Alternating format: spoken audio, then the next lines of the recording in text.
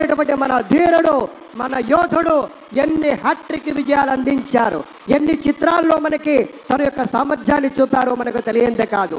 అదొక్కటే కాదు పెద్దలారా, బాలయ్య బాబు గారి గురించి చెప్పుకుంటే బసవరామ తారకం ట్రస్ట్ పేరిట ఆయన అందించేటువంటి సేవలు అనుపమానం, అద్భుతం. క్యాన్సర్ వ్యాధితో బాధపడుతున్నటువంటి అనేక మంది ఆర్తుల్ని రక్షించడం కోసం బసవ తారకం ట్రస్ట్ పక్షాన విశేషమైనటువంటి రీతిలో సేవలు అందిస్తున్న బాలయ్య బాబుకి జై.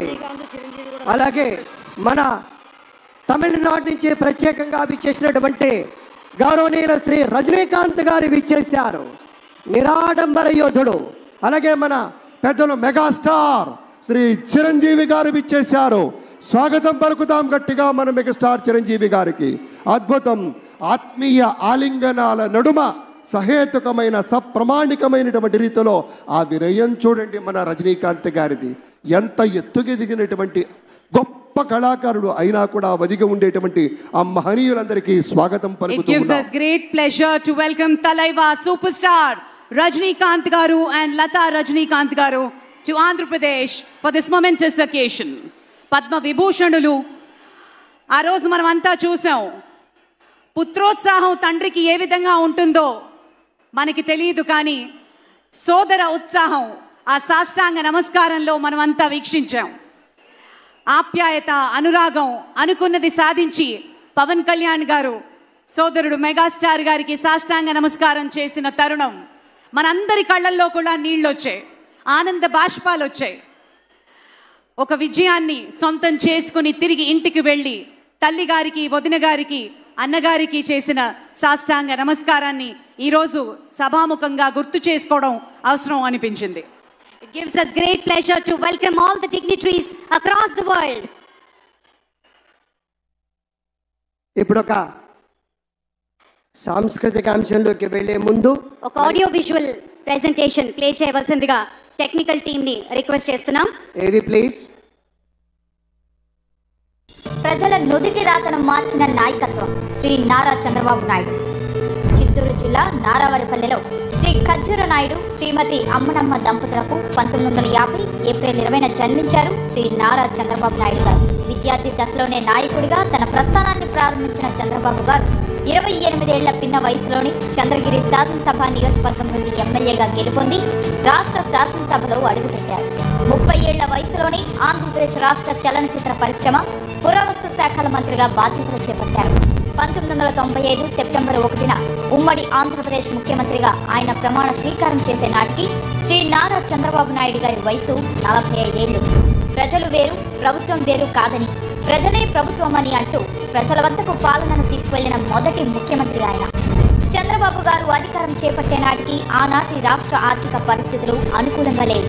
అలాంటి పరిస్థితుల్లో సంపద సృష్టి అనే సరికొత్త పంథాన్ని ఎన్నుకున్నారు చంద్రబాబు.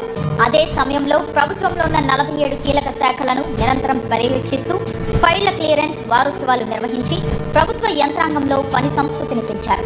ప్రజలకు వేగంగా, నాణ్యంగా, పారదర్శకతతో కూడిన సేవలు అందించేందుకు అంకురార్పణ చేశారు. భారీ వర్షాలు, తుఫాన్లు సంభవించిన ప్రాంతాలకు 24 గంటల వ్యవధిలోనే ముఖ్యమంత్రి చేరుకొని పరిస్థితులు సాధారణ స్థితికి చేరే వరకు అక్కడే మకాం వేసేవారు. దీంతో పనిచేసే ముఖ్యమంత్రి అనే పేరును చంద్రబాబు పొందారు. జన్మభూమి, శ్రమదానం అంటూ అభివృద్ధిలో అన్ని వర్గాల ప్రజలను భాగస్వాములను చేశారు. స్వచ్ఛ ఆంధ్రప్రదేశ్కు ఆనాడే బీజం వేశారు. దేశంలోనే మొట్టమొదటిసారిగా ఈ గవర్నెన్స్ కు నాంది పలికారు. పేదరికంతో సతమతమయ్యే పల్లెల్లో చంద్రబాబు ప్రభుత్వం ఏర్పరిచిన స్వయం సహాయక సంఘాలు కొత్త వెలుగులు నింపాయి. డ్వాక్రా సంఘాలకు రుణాలిచ్చి ప్రోత్సహించారు. ఐటీ మరియు ఐటీ ఆధారిత సేవలు భారతదేశపు అతిపెద్ద ఎగుమతుల పరిశ్రమ కావచ్చని చంద్రబాబు ఆనాడే ఊహించారు. అందుకోసం ఏపీని పెట్టుబడులకు గమ్యస్థానంగా, ఇన్ఫర్మేషన్ టెక్నాలజీ హబ్ గా మార్చడానికి చంద్రబాబు చేసిన కృషి బిల్ గేట్స్ వంటి ప్రముఖులను సైతం ఆకర్షించింది. చంద్రబాబు విజన్ లో ఐటీ అన్నది ఒక భాగం మాత్రమే. అంతకు మించి అనేక రంగాలలో అనూహ్యమైన మార్పులకు చంద్రబాబు నాంది పలికారు. చంద్రబాబు గారి విజన్ 2020. ఈ విజన్ డాక్యుమెంట్ లో పేదరిక నిర్మూలన, స్థిరమైన అభివృద్ధి గురించి మాత్రమే కాదు, అద్భుతమైన మౌలిక సదుపాయాల కల్పన, గ్లోబల్ ఎకానమీలో చేరిక గురించి కూడా ఉంది. ఆ అంశాలన్నీ నాటి అమెరికా అధ్యక్షుడు బిల్ క్లింటన్ సైతం ఆకట్టుకున్నాయి. చంద్రబాబు గారి పాలనలో సాంకేతిక అభివృద్ధికి మచ్చుతునుకగా ఈ సేవా సెంటర్లను ఎలా చెప్పుకుంటామో రైతు సంక్షేమంలో భాగంగా రైతు బజార్ల గురించి కూడా అలాగే చెప్పుకోవాలి. క్రీడా స్టేడియంలతో పాటు ప్రజల ఉల్లాసానికి పార్కులు కూడా అభివృద్ధి చేశారు. నీటి విలువను ప్రజలకు తెలియజేసిన ఇంకుడు గుంతలు కూడా చంద్రబాబు గారి విశిష్ట పాలనకు నిదర్శనాలే. హైదరాబాద్లోని ఔటర్ రింగ్ రోడ్, శంషాబాద్ అంతర్జాతీయ విమానాశ్రయం, ఎంఎంటీఎస్, మెట్రో రైల్ వంటి ప్రాజెక్టులు చంద్రబాబు గారి పాలనలోని ఊపిరి పోసుకున్నాయి. ఇక రాష్ట్ర విభజన తర్వాత 2014లో నవ్యాంధ్ర ముఖ్యమంత్రిగా బాధ్యతలు చేపట్టిన శ్రీ నారా చంద్రబాబు నాయుడు గారు ఆర్థిక కష్టాల్లో ఉన్న రాష్ట్రాన్ని అభివృద్ధి పథంలో నడిపిన తీరు నా భూతో నా భవిష్యత్తే. పట్టిసీమ, పోలవరం, ప్రజా రాజధాని, అమరావతి నిర్మాణాలు అన్ని సంచలనాలే. కియా వంటి పరిశ్రమలను తెచ్చి ఆంధ్రప్రదేశ్ రాష్ట్ర వ్యాప్తంగా నాటిన పారిశ్రామిక అభివృద్ధి బీజాలు అభివృద్ధి వికేంద్రీకరణకు, సంపద సృష్టికి తార్కాణాలు. అభివృద్ధికి బ్రాండ్ అంబాసిడర్ అనిపించుకున్న శ్రీ చంద్రబాబు నాయుడు గారే